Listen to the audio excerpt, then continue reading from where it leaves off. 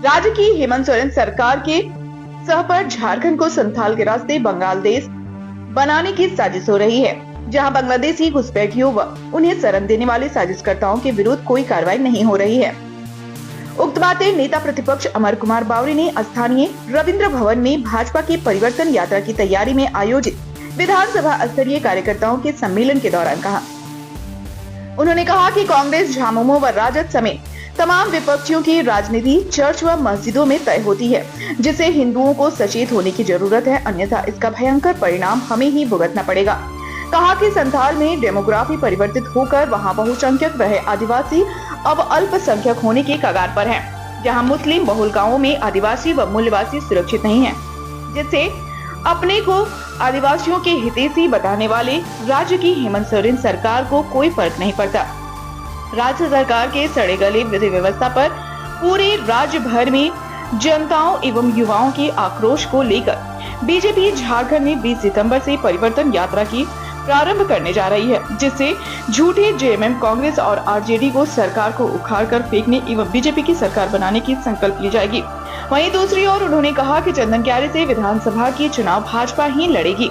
उक्त चुनाव को झारखंड जनों के लिए महत्वपूर्ण बताते हुए कहा कि अब राज्य में लूट और झूठ की सरकार को उखाड़ फेंकने की जिम्मेवारी हम सबों की है।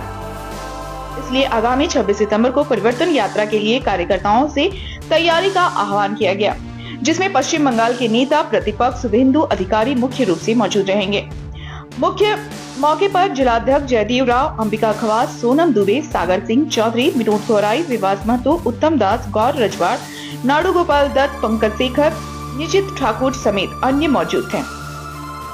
पूरे झारखंड प्रदेश में परिवर्तन यात्रा प्रारंभ हो रही है। यह परिवर्तन है इस सड़ी गली व्यवस्था से। इस पूरे झारखंड प्रदेश में जनता का जो आक्रोश है, इस सरकार को जो उखाड़ फेंकने का, युवाओं का, महिलाओं का, मजदूरों का, किसानों का, उस आक्रोश को परिवर्तन रैली के माध्यम से एक विकल्प देना, भारतीय जनता पार्टी के नेतृत्व में सरकार बने, आपका आशीर्वाद मिले। इस झारखंड प्रदेश को जिस तरह से भारतीय जनता पार्टी ने बनाया है, उतने ही दृढ़ इच्छा शक्ति और संकल्प के साथ इसको संवारेंगे भी।